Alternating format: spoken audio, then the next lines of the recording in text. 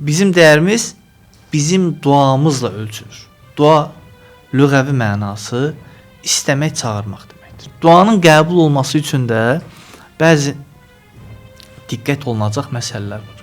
O məsələlərin başında qulun günahlarıdır. Çalışmalısan, ibadətlərə yönəlməlisən və bədənini yormalısan. Qəlbin yeganə sahibi Allahdır. Bismillahirrahmanirrahim və bihi nəstəin. Əziz və möhtərəm izləyicilər, salamlayırıq sizi. Hər vaxtınız xeyir olsun. Mənəvi dəyər proqramımız efirdədir yenədən. Bugün dua haqqında danışacağıq. Dua nədir? Dua necə edilir? Ümumiyyətlə hər bir məsələdə, hər bir işdə bir müqəddimə olur. Ümumiyyətlə hər bir işin bir ədəbi var, ərkanı var. Duanın da bir ədəbi var, ərkanı var, qaydası var. Biz də müsəlman olaraq həmişə dua edirik. Allaha dua edirik, Allahdan dualar edirik. Allaha çağırırıq və yaxud da bir-birimizə dualar edirik. Bunun qaydası necədir? İnşallah ki, bu barədə danışacaq həm söhbətim, dəyərli qonağım, Qaraçuxur məscidinin imamı Gündüz Süleymanov. Bizim qonağımızdır, salamlayıram. Xoş gəlmisiniz Gündüz müəllim. Bismillahirrahmanirrahim. Təşəkkür edirəm. Gözəl bir mövzu seçmisiniz həqiqətən də. Bugün insanlığın demək olar ki, qurtuluşu məhz duadadır. Yəni dua deyib də keçməmək lazım. Ona görə ki, Rəbbimiz Furqan surəsinin 25-ci surənin 77-ci ayəsində buyurur ki: "Qul ma ya'ba'u bikum rabbi laula duaukum." Ey Habibim Muhammed, sən söylə, əgər duanız olmasa Rəbbim sizə nə deyə dəyər versin? Baxın qardaşlar, bax bu möhtəşəm bir ayətdir ki, Allah bizə dəyərini bizim Allah qatında dəyərli olmağımızın bir gözəl bir ayətdə açıqlayır. Nədir? Qulun Allah qatında dəyəri qulun Allaha yönəlişi ondan istəməsidir. Baxın, bizim dəyərimiz bizim duamızla ölçülür. Allah Azza və Cəllə elə deyir. Bax, təsəvvür edək, bir insan özünü təkəbbürlü hiss edərək Allahdan bir şey istəməzsə, bu Allahın xoşuna gəlməz. Dua nədir? Bax, ilk öncə bunu bilək. Dua lüğəvi mənası istəmək, çağırmaq deməkdir. İslam terminologiyasında isə qulun bütün varlığı ilə uca yaradana yönəlməsi, ondan arzu və istəklərini ona bildirməsidir. Yəni, başqa bir deyişlə, qul öz acizliyini anlayıb, öz zəifliyini anlayıb, Rəbbinə yönələrək, ey Rəbbim, mən sənin qulunam, gəlmişəm hüzuruna, gəlmişəm sənin sultanlığının qapısına gəlmişəm, məni əfv elə. Mənim bu istəklərimi, bu hacətlərimi qarşıla deyə Allah Azza və Cəllədən istəməkdir. Nə gözəl. Yəni, həm də ruhun Allaha yönəlişidir. Yəni, duanın Peyğəmbərimiz sallallahu aleyhi və səlləm bir hədis şəriflərində "Əd-dua muxul ibadədir." Dua ibadətin özüdür. Yəni, əsl ibadətlərdə olan Allaha yönəlişdir. Ruh şəklində. Yəni, sadəcə bugün insanlar deyir ki, ən çox eşitdiyimiz suallardan biri: "Ay, nə qədər dua edirəm, duam qəbul olunur." Hər şeyin bir ədəbi əxlaqı olduğu kimi, duanın da bir ədəbi əxlaqı var. Necə dua edilməlidir? İlk öncə bunu bilmək lazım. Duada səmimiyyət şərtdir. Səmimiyyət nədir? Yəni, nə istədiyini biləcəksən. Yəni, misal üçün, əlvi açmısan, dua edirsən, dediyin, tələffüz etdiyin o sözləri qəlbin belə eşitmir.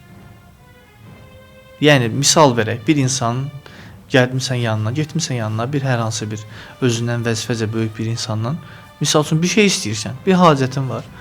Amma nə danışdığı özün belə, yəni, düzəməli dərk edə bilmirsənsə, qarşındakı insan deyir ki, çıx get. Sənin o istəklərin zadında lazımdır. Amma bir də var ki, istədiklərini içdən, doğru şəkildə, yəni bir uşaq valideynindən necə israrlı bir şəkildə İstəyirsə. bir şey istəyirsə, ta nə zamana ki uşaq, körpə bir uşağı düşünək. Uşaq ağlayır, sızlayır, valideyn bilir ki, vacib. Bunun ehtiyacı budur. Düzdürmü? İstədiyini almayınca dayanmır. Yəni o istədiyinə nail olmayancaya qədər onu durmaq yoxdur. Ağlamaq. Bəndə də Allahla belə Bəli, ağlamalıdır. bəli. Qulun Təqribən. Allahla münasibəti bu şəkildə olmalıdır. Yəni qul bizi yaradan Rəbbimizin huzurunda olduğunu bilməlidir. Onun gördüyünü, onun bildiyini hiss etməlidir.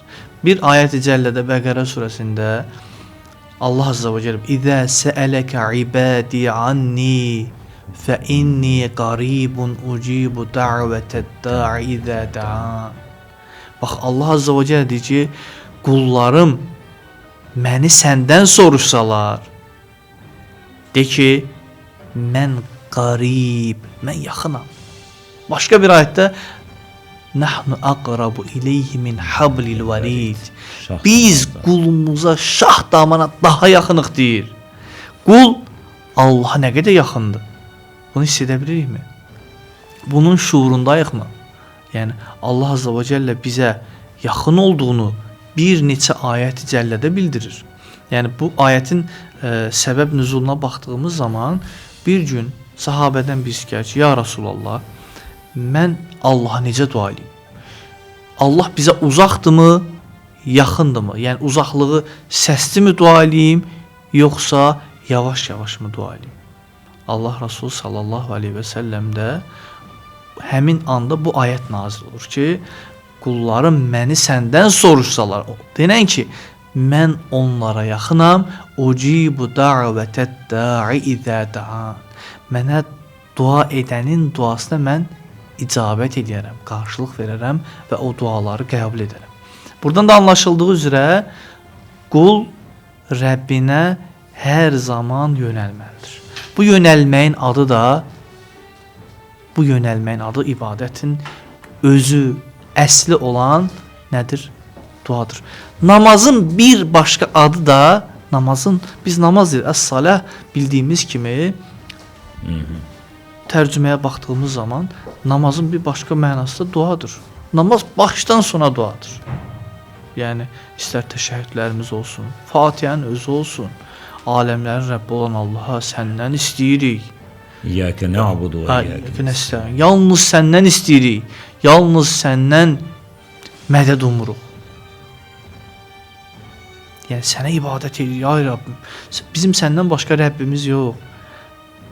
Sənin bizdən başqa qulların çox, amma bizim səndən başqa Rəbbimiz yox. Huzuruna gəldik. Duanın qəbul olması üçün də bəzi diqqət olunacaq məsələlər var. O məsələlərin başında qulun günahlarıdır. Gündüz müəllim, duanın qəbul olunması gözəl mövzudur. Yəni məsələdir ki, buna da toxunmağınız labüddür. Buna toxunan bir məsələyə toxundunuz orada, diqqəti istəyirəm ona çəkək, bir qısada olsa. Allah Teala buyurur ki, mən bəndələrimə şah damarından da yaxınam. Doğrumu? Bəli. Yəni bu o anlama gəlməməlidir ki, biz artıq əgər Allah bu qədər bizə yaxındırsa, biz yerimizdən tərpənməyək, heç bir yerə getməyək, həccə getməyək, ümrəyə getməyək, məscidə getməyək. Elə oturduğumuz yerdə Allah bizə yaxındır da, dua edək. Bu anlamda olmamalıdır, doğrumu? Bəziləri elə başa düşür ki, mənə ehtiyac yoxdur ziyarətgaha gedim, məscidə gedim, Allahın evini ziyarət edeyim, Kəbəyə ziyarət edeyim. Elə Allah mənə yaxındır, hər yerdədir, hər bir yerdə huzuru var və mən ona dua edeyim. Yəni bu doğrudurmu? Yəni bu doğru yanaşmadırmı? Xeyr, əlbəttə ki, doğru yanaşma deyil. Yəni bunu bu cür anlasaq daha gözəl olar ki, yəni bizi yaradan bir Rəbbimiz, yəni bizə adi bəsit bir misal verim, yəni bizə bir yaxşılıq eləyənə 10 dəfə təşəkkür edirik, düzdürmü? Təbii ki. Yəni bizə bədənimizin üzvlərinin qiymətli bir hesablasaq, böyrəklərimiz, ciyərimiz, gözümüz, əlimiz, ayağımız və digər bütün üzvlərimizin bir azacıq bizim xalq maşallah hesablamağı gözəl bilir. Azacıq bir hesablasaq, gör Allah bir quluna nə qədər nemət bəxş edir. Bu nemət, yəni təşəkkür istəyər də. Yəni Bəli. düzdür, Allah Azza və Cəllə Vəhhabdır. Vəhhab nədir? Yəni biri var ki, biz bir yaxşılıq etdiyimiz zaman ən azı bir təşəkkür gözləyirik. Amma Vəhhab olan Allah Azza və Cəllə verdikdən sonra qullarından bir qarşılıq gözləmir. Yəni bizim insanla Rəbbimizin fərqinin ən böyüklərindən biri də budur ki, biz bir xəta eləyərik, 10 dəfə başımıza vurarlar. Amma bizi yaradan Rəbbimiz bizim günahlarımızın üstünü o qədər örtür ki, Səttar uyudu. yəni başqa bir şey olmasa da Bəli. Allah Azza və Cəllə bizim günahlarımızı örtməyi, bizi yəni bu qədər günah eləyirik. Bizim hər halımıza şahid olan Allahdır. Bu günahlarla bizi örtən, bizi bu sıxıntılarla bizi gizləyən Rəbbimizdir. Amma insanoğlu olsaydı bizi o dəqiqə töhmətləyərdi. Qaldı ki, məsələmizin yəni o zaman heç bir şey eləməyək. Yəni oturaq elə ancaq Allahdan boş-boş şeylər istəmək. Peyğəmbərimiz sallallahu əleyhi və səlləm bir hədisində buyurur ki, "Əl-keysu men dana nəfs." Deyir, ağıllı kimsədir, öz nəfsini hesaba çəkər. Yəni ağıllı kimsə elə oturub Allah mən bunu ver. Xeyr, sən buğda əkib də arpa mı biçdin? Sən nəsə əkməlisən, hərəkət etməlisən ki, Allah Azza və Cəllə sənin bu hərəkətinə, bu duana, bu ibadətinə və yaxud da bir çalışma ilə elə bütün günü otur. Deyin ki, Allah mənim ruzumu verəcək. Allah rəzzaqdır, raziqdir. Yəni və təbii mənə ki, yaxındır, təbii ki, eşidir Allah və- rəzzaqdır. Təbii bu. Rəzzaq o aləmdir. Yəni bir gözəl bir beytdə də deyir ki, Xuda rəzzaq o aləmdir.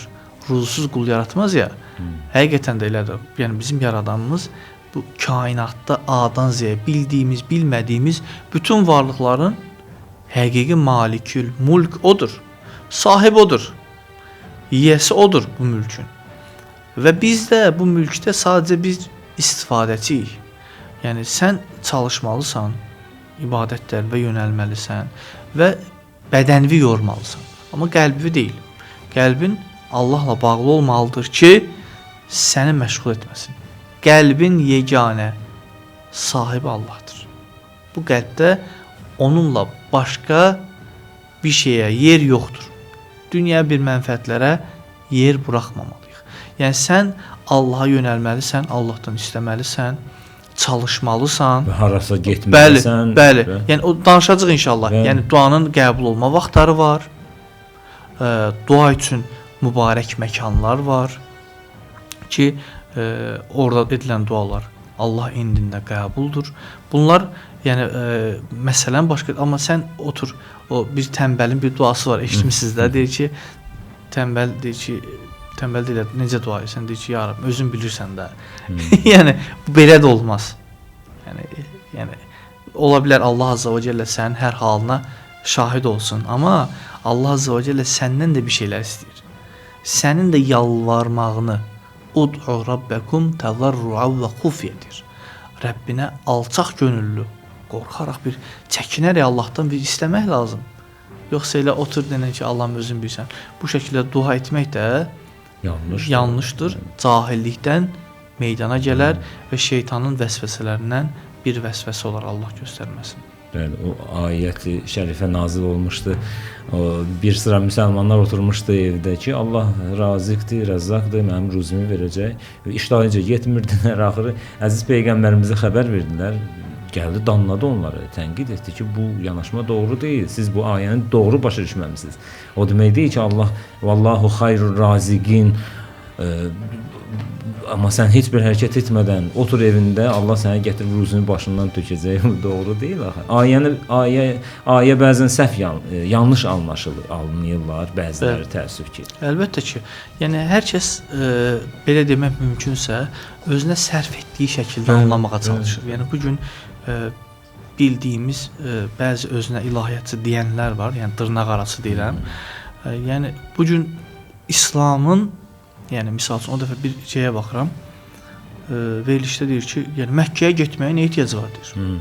Yəni deyir, orada dua eləməyə nə ehtiyac var deyir. Allah hər yerdə, burada da Allah var. Yəni orada deyir, onda ərəblər deyir, dünyanın ən imkanlı insanlardır. Elə orada otursunlar istəsinlər. Xeyr, elə deyil.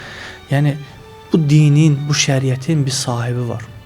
Biz sənin kimlərə deyil də bizə göndərilmiş aləmlərə rəhmət olaraq göndərilən bir peyğəmbərin ümmətiyik. O peyğəmbər yaşantısı ilə Quran idi. O yaşantısı ilə Allah Azza və Cəllənin bizlərə ideal insan nümunəsini göndərdiyi mübarək, möhtəşəm bir insan idi. O insan ki, bizləri zülmətdən, bizləri bataqlıqdan, bizləri qaranlıqdan aydınlığa çıxmamıza vəsilə olan gözəl bir insan, gözəl bir şəxsiyyət, hər kəsin sevdiyi Muhammed sallallahu aleyhi və səlləmdir. Yəni, bildiyimiz kimi İbrahim əleyhissalamın duası Allahümmə cal həzə bələdə əminədir. Bu bələdi, bu yurdu əminamanlıq yurdu et. Oranın əhlinin Allah Azza və Cəllə dua edir ki, ya Rabbim, buranın əhli mübarək ruzlardan yesinlər. Yəni, həqiqətən də bu insanların anlamadığı budur ki, yəni, bugün də rastımıza çıxır ki, nə ehtiyac var? Misal üçün, gedib 10.000 pulu aparıb ərəbləri yetişsin. Xeyr, belə deyil. Söhbət əcəm söhbət deyil. Təbii ki, yəni onların şuuru, amma halbuki, yəni bəsit bir misal verim. Yəni bunların misal üçün Avropaya istirahətə gedənlərin, Türkiyə istirahətə gedənlərin, Taylanda gedənlərin, yəni adi o dəfə hesablamalar var. Siqaretə xərclənən pul, içkiyə xərclənən pul. Əgər iddianda səmimisənsə, onlara da irad tut. Onlara da irad tut da, hazır de ki, qonşuya köməklə, ver pulu qonşuya, getmə heç yerə. Getmə, kefindən qalma. Özdə maraqlıdır, söhbət gəldi, bura çıxdı. Bir elə video paylaşılmışdı sosial şəbəkədə. O videonun altına hamı bunu yazır ki, qonşunda acından ölürsən, ümrəyə getsən, həccə gedirsən. Axı, acın, bəli, vəziyyəti yaxşı olmayanlar var, ehtiyaclı olanlar var, amma acından ölən, yəni bir insan əgər həqiqətən də acından öləni görürsə, həccə gedirsə, tamam. Bəli, bu zaten bu qəbul deyil. Belə demək olarsa, yəni əziz peyğəmbərimizdən də rəvayətlər, hədislər var ki, qonşunda əgər acı varsa, sən tox yatırsansa, həccə getməyə qoyaq kənara, tox yatırsansa, İslamdan xaric olursan da. Bu kifayət qədər deyilib. Amma gətir göstər mənə ac hardadır. Şəxsən mən maraqlanıram da bu ictimaiyyətdəyik də biz. Acından ölən varsa həqiqətən. Amma bəli, bir adam əgər bir köhnə Sovet maşını sürür, ona deyirsən nə ehtiyacım var, deyir bunu satıb innamarka almaq istəyirəm, və xarici maşın almaq istəyirəm. Bu da deyir mənə ehtiyacım var. O halda onda heç kim heç yere getməsin, özünə heç bir xərclik eləməsin, balasına xərclik eləməsin. Bütün varını yoxunu hələ paylasın bu cəmaata ki, bu ehtiyaclar, axı bu ehtiyacdırmı həqiqətənmi? Yəni belə bir problemlər var həqiqətən. Yəni o iddiada olanların mən səmimiyyətinə inanmıram. Qətiyyən. Yəni əgər sən iddianda səmimiysənsə, sən bu yardımda öndə gedənlərdənsənsə, inan ki, o insanlar, mən baxıram onlara, onlar özləri boş-boş danışanlardır. Boş-boş irad bildirənlərdir. Yəni öz həyatına bax o adamın. Yardımla bağlı həyatı sıfırdır. Sən özün ayda 50 manat, 60 manat, 100 manat hansı bir kasıbın ehtiyacını qarşıladın? Hansı bir fonda bağışlayırsan? Hansı bir, misal üçün o qədər ehtiyac duyduğun, sənin təbirinlə desək, ac olanlar var. Zəhmət çək, sən bir dəfə hansı qazinin evinə getdin? Hansı, misal, şəhid ailəsini ziyarət etdin? Bəli. Gündüz müəllim, heç sizə rast gəlibmi? Mən izləyicilərdən də bir səmimانه bir soruşardım. Rast gəlibmi sizə? Bir insan gedir Bürc Xəlifədə falan, Dubayda, orada fotosessiya edir, şəkil çəkdirir, qoyur. Kimsə orada gəlib yazıbmı? Qardaş, sən cəmaat ölür acından, sən o pulu niyə ehtiyaclara vermirsən, gedirsən Dubaya? Belə bir şey rastında. Mən açığı, mən də indi sosial şəbəkələrə... Niyə ərəblərə pul tökürsən də? Yəni, belə söhbət olub mu? Sosial şəbəkələrə açığı mənim də elə bir rastıma gələn bir məqam görməmişəm. Niyə? Bunların işin həqiqəti... Axı, orada ərəblərdir, Məkkədə ərəblərdir. İşin həqiqəti nədir müəllim? İşin həqiqəti bunların düşmənçiliyi dinlədir. Bunun alternativini bilmirəm. Yəni, misal üçün, bugün ateistlərə baxın, deistlərə, agnostiklərə baxın. Hamısının dərdi İslamlandır. Quranda bu səhv var, nə bilim, Peyğəmbərimizin həyatında bunlar var, falan filan. Amma başqa dinlərlə bir İncildə də doludur səhvlər, təhrif olunmuş da. Məsələn, yer gəlmiş, həqiqi səhvlər var. Tövratda da var, Zəburda, Bibliya. Məqsədiniz nədir? Yəni sizin açıq deyin ki, biz İslamla düşmənik. Bizim düşmənçiliyimiz Allahlandır, onun Rasulundandır. Hər gün Peyğəmbərimiz sallallahu aleyhi və səlləm bizlərə bildirib də. O mübarək insan Allah azza və cəllə bilir. Hər günümüz daha şərli gəlir. Diqqət edin. Nə bilim, İngiltərədə oturur, Azərbaycanı əlişdirir. Hər kəs, yəni bu din camiyyəsinə düşmənçilik, məzhəbçilik yaradır. Bəli, din düşmənçiliyi, din düşmənçiliyi, nə bilim, yeni Kəbə çıxıb ortaya, Allah göstərməsin. Yəni bir İslam dinində təvatür deyilən bir şey var. Mütəvatir deyilən bir şey var. Bu illərdir mütəvatir olan bizim İslam dinində nə vaxt görülüb ki, yanlışı müdafiə olunsun? Nə vaxt görülüb yanlış? Əgər bir məsələ haqqında, misal üçün Kəbə. Kəbənin, misal mən Petrada olmuşam. Gedib görmüşəm. O Petra Allah azza və cəllənin Quran-ı Azimuşşanda bildirdiyi Kəbə-i Muazzama ilə heç bir yaxından uzaqdan əlaqəsi yoxdur. Nişanələr də olur. Bəli. Yəni məqsəd nədir? Məqsəd insanları görürsüz, baxın mən bu hardan qaynaqlanır? Bu xaricdən maliyyələşən təşkilatlardır ki, Azərbaycanda olan müsəlmanların beynini qarışdırmaq. Onların beynini yumağa çalışmaq. Siz indiyə kimi səhv ibadət edirsiniz, səhv yönəlmisiniz. Halbuki həqiqi Kəbə Məkkədə deyil də İordaniyanın Petra adlanan bir yerində qədim bir güya ki məbəd olub ora. Yəni halbuki oranın yaxından uzaqdan Allah azza və cəllənin bildirdiyi Kəbə ilə heç bir əlaqəsi yoxdur. Təbii ki bunların da başında nə durur? Allah olan düşmənçilikdir. Halbuki Allah nədir? Allah öz nurunu tamamlayacaq. Kafirlər, fasiqlər, müşriklər istəməsə belə Allah öz nurunu əlbət bir gün tamamlayacaq. Yəni bu bizim üçün əslində bu günə qədər saysız hesabsız Əbu Ləhəblər gəlib, Əbu Cəhillər gəlib. Əbrəhələr gəlib belə. O Kəbəni dağıtmaq istəyən Əbrəhə ki, istəyirdi ziyarətgahı ora yönəlsin də öz torpaqlarına, qızıl gümüş töküb.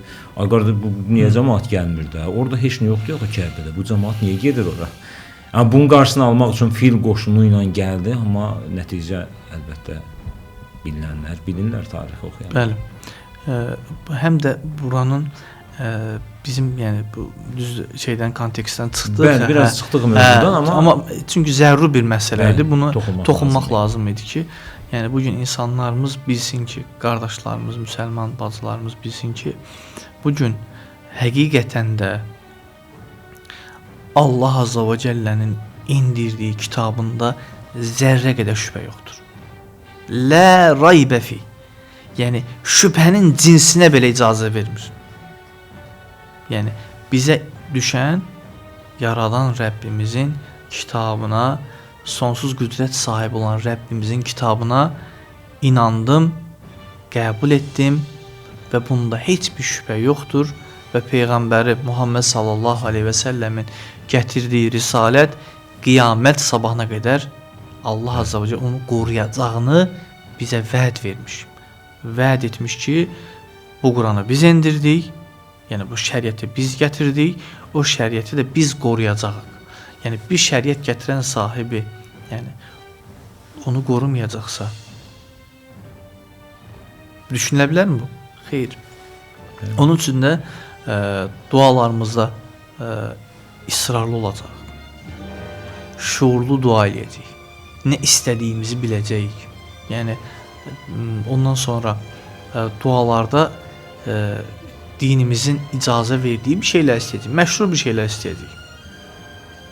Məşru bir şey, yəni Allah azza və cəllə misal üçün qadağan etdiyi bir şeyi sən istəməyini əlbəttə ki qəbul etməz.